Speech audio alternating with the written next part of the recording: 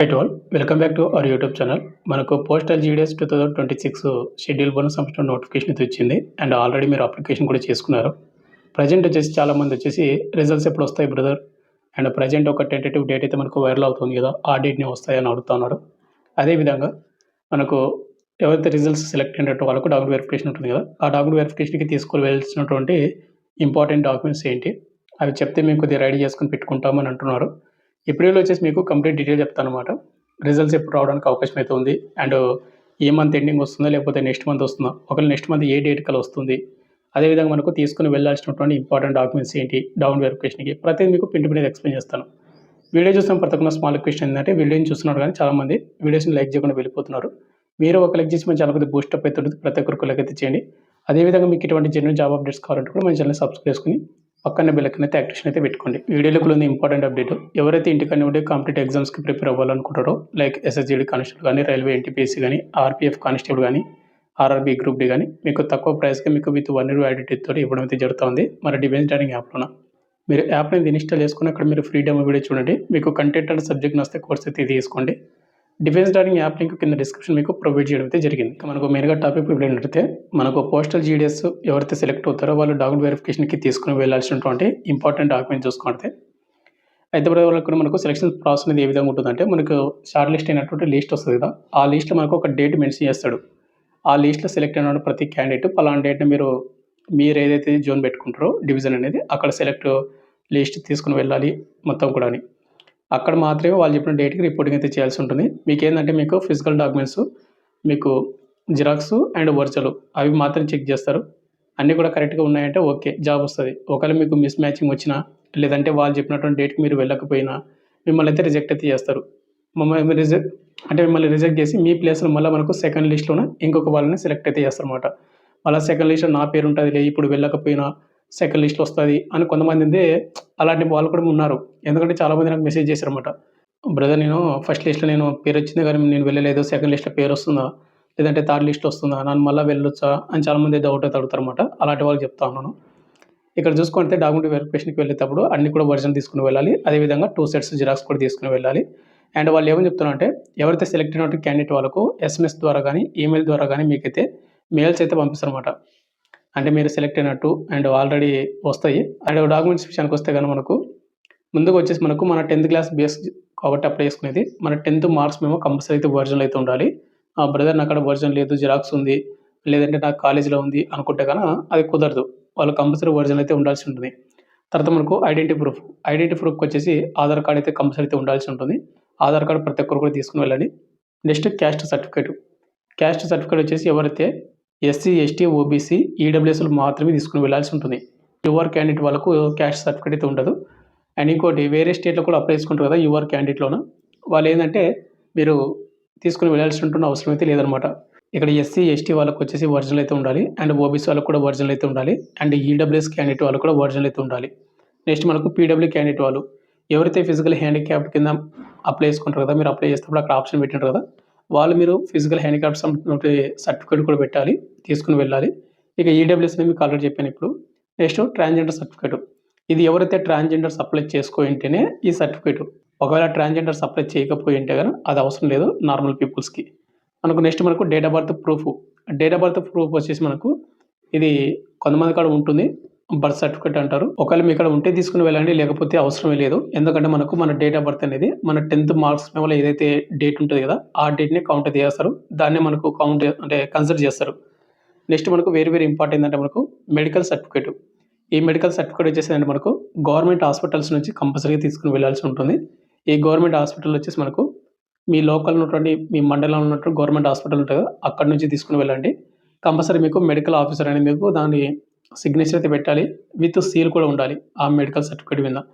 Medical certificate నాకు అవైలబుల్గా ఉంటే మీకు టెలిగ్రామ్ గ్రూప్లో పెడతాను, లేదనుకుంటే కానీ మీకు డైరెక్ట్ హాస్పిటల్ వెళ్ళినా వాళ్ళు ఇస్తారు మెడికల్ సర్టిఫికేట్ అనేది.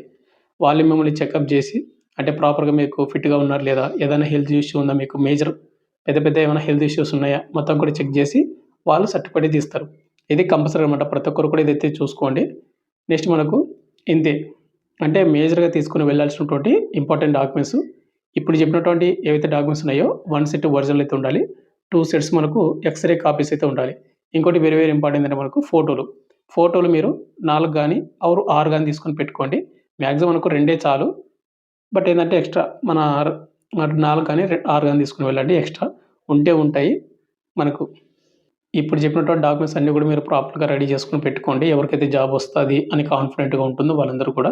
ఒకవేళ జాబ్ వస్తుంది అని 50-50 ఛాన్స్ ఉన్న వాళ్ళు కూడా మీరు ఇవి అరేంజ్ చేసుకొని పెట్టుకోండి. ఒకవేళ మీకు మెరిట్ లిస్ట్ వచ్చిన తర్వాత ఏందంటే మనకు మాక్సిమం ఒక 10-15 డేస్ మనకు టైం అయితే ఇవ్వడానికి ఛాన్స్ ఉంటది. లేదంటే మనకు 1 వీక్ అయితే టైం అయితే ఉంటుంది. మనకు మెరిట్ లిస్ట్ వచ్చినటువంటి ఆ డేట్ నుంచి మనకు డాక్యుమెంట్ వెరిఫికేషన్‌కి కండక్ట్ చేసే ఛాన్స్‌కి 10-15 డేస్ లేదా మనకు 1 వీక్ వరకు ఛాన్స్ అయితే ఉంటుందన్నమాట. దానిలోనే ఉంటుంది మీకు. ఏ కేటగిరీ కింద సెలెక్ట్ అయ్యారు, ఏ పోస్ట్ కింద సెలెక్ట్ అయ్యారు, ఏ డేట్‌న మీరు రిపోర్టింగ్ చేయాలి, ఏ డివిజన్ సెలెక్ట్ అయ్యారు అంటే ఏ డివిజన్‌లో మీరు రిపోర్ట్ చేయాలి. ప్రతిది మీకు డీటెయిల్‌గా ఉంటుందన్నమాట. వచ్చిన తర్వాత మేబీ ఇప్పుడు అప్లై చేసినది కూడా మనకు వెబ్‌సైట్ ఒకవేళ మనకు పోస్టల్ జీడీఎస్‌ది వెబ్‌సైట్ అనేది చేంజ్ చేసాడు కాబట్టి కొత్త వెబ్‌సైట్‌లో మనకు ఏ విధంగా మరి రిలీజ్ చేస్తాడో తెలీదు గానీ ఒకవేళ అది మాక్సిమం ఏమైనా చేంజెస్ చేస్తే చిన్న మార్పులైతే చేసే ఛాన్సెస్ ఉంటుంది. అండ్ ఇంకోటి 2 సెట్స్ జిరాక్స్ అయితే చెప్పాను కదా! ప్రతి జిరాక్స్ కింద మీరు కంపల్సరీగా సెల్ఫ్ అటెస్టెడ్ అయితే చేయాల్సి ఉంటుంది. సెల్ఫ్ అటెస్టెడ్ ఏంటి బ్రదర్? ఇప్పుడు జిరాక్స్ కింద మీకు ఇంత ప్లేస్ ఏదో చోట కొద్దిగా ప్లేస్ ఉంటుంది కదా! ఆ ప్లేస్‌లో మీరు మీ సిగ్నేచర్ అయితే చేయండి. సిగ్నేచర్ కింద మీరు డేట్ అయితే వేయండి. ఏ డేట్‌న మీరు సిగ్నేచర్ చేశారనేది. ఆ డేట్ వేస్తే సరిపోదనమాట. దాన్ని సెల్ఫ్ అటెస్టెడ్ అంటారు. ఇక ఫైనల్‌గా వచ్చేసి మనకు రిజల్ట్స్ అనేది మనకు ఎప్పుడొస్తాయి బ్రదర్? ఈ మంత్ ఎండింగ్ వస్తాయా అని చాలామంది అయితే అడుగుతున్నారు కదా! ప్రెజెంట్ వచ్చేసిందంటే మనకు పోస్టల్ జీడీఎస్ ఫుల్ నోటిఫికేషన్ రాకముందుకు నేను ఒక షెడ్యూల్ సబ్మిషన్ అంటే ఒక వీడియో చేశాను. ఆ షెడ్యూల్ సబ్మిషన్ వీడియోలో మనకు ఇక్కడ ఇచ్చినటువంటి డీటెయిల్స్ మొత్తం కూడా ఇవే ఉంటాయి. దీనిలో మనకు ఏవైతే vacancy capturing by the division date కరెక్టే. మనకు ఆన్‌లైన్ రిజిస్ట్రేషన్ ఎప్పుడు స్టార్ట్ అయింది, అండ్ ఆన్‌లైన్ అప్లికేషన్ ఎప్పుడు స్టార్ట్ అయింది, అండ్ పేమెంట్ చేసుకోవడానికి అప్లై లాస్ట్ డేట్ ఎప్పుడు, అండ్ మనకు మొత్తం కూడా కరెక్టే. ఇక్కడ మనకు 7th ఆప్షన్ చూసుకుంటే 7th point serial number release of the first list. మనకు లిస్ట్ వచ్చేసి మనకు February 28, 2026 అయితే రిలీజ్ చేస్తామని వాళ్ళు టెంటేటివ్‌గా మెన్షన్ చేయడం అయితే జరిగింది. ఇక్కడ ఒకటి గుర్తుపెట్టుకోండి. ఎప్పుడే గాని టెంటేటివ్ అని మెన్షన్ చేశాడంటే, ఆ రోజు మేము రిలీజ్ చేయడానికి ఛాన్స్ ఉంటుంది అనుకుంటున్నాము, రిలీజ్ చేయాలనుకుంటున్నాము అని వాళ్ళు ఒక 50-50 ఛాన్సెస్ కొద్దీ వాళ్ళు ఒక డేట్ అయితే మెన్షన్ చేసిండ్రనమాట. లైక్ మనకు మొన్ననే రీసెంట్‌గా ఎస్ఎస్‌జీడీ కానిస్టేబుల్ నోటిఫికేషన్‌కి ఎవరైతే అప్లై చేసుకున్నారో 2026ది వాళ్ళకి ఎగ్జామ్స్ కూడా మనకు February 23 స్టార్ట్ అవ్వాలి. బట్ ఏందంటే అక్కడ టెంటేటివ్‌గా మెన్షన్ చేసాడు కాబట్టి దాన్ని పోస్ట్‌పోన్ చేశాడు. ఎందుకంటే వాళ్ళకు ఛాన్స్ ఉంటే రిలీజ్ చేస్తాం, ఎగ్జామ్ కండక్ట్ చేస్తామని వాళ్ళు అనుకున్నారు. ఛాన్స్ లేదు. కొన్ని కారణాల వల్ల పోస్ట్‌పోన్ చేశారు. అదేవిధంగా ఇప్పుడు కూడా అంతే. February 28న మనకు టెంటేటివ్‌గా మెన్షన్ చేసాడు కాబట్టి మాక్సిమం 28న మనకు రిలీజ్ చేయడానికి ట్రై చేస్తారన్నమాట వాళ్ళు. ఎలాంటి టెక్నికల్ ప్రాబ్లమ్ లేకపోతే గన మనకు రిలీజ్ చేసే ఛాన్స్ అయితే ఉంటుంది. ఇన్ కేస్ మనకు రిలీజ్ చేయలేదనుకోండి 28న మనకు మార్చి 7th లోపు ఇది కూడా నేను టెంటేటివ్ మాత్రమే చెప్తున్నాను. ఇది కూడా నేను అఫీషియల్‌గా ఏం రాలేదు. ఎందుకంటే మనకు మార్చి ఫస్ట్ వీక్ కల్లా వచ్చే ఛాన్స్ ఉంటుంది. మనకు మార్చి 7th లోపు వచ్చే ఛాన్స్ ఉంటదన్నమాట. 28న మనకు రాకపోతే. కాబట్టి ఇది మీరు మైండ్‌లో పెట్టుకొని మాక్సిమం మీరు 28 అండ్ మార్చి 7 ఈ 2 డేట్స్ అయితే మీరు పెట్టుకోండి మైండ్‌లో అనేది. ఈ 2 డేట్స్‌లో ఎప్పుడైనా రావడానికి ఛాన్స్ అయితే ఉంటదన్నమాట.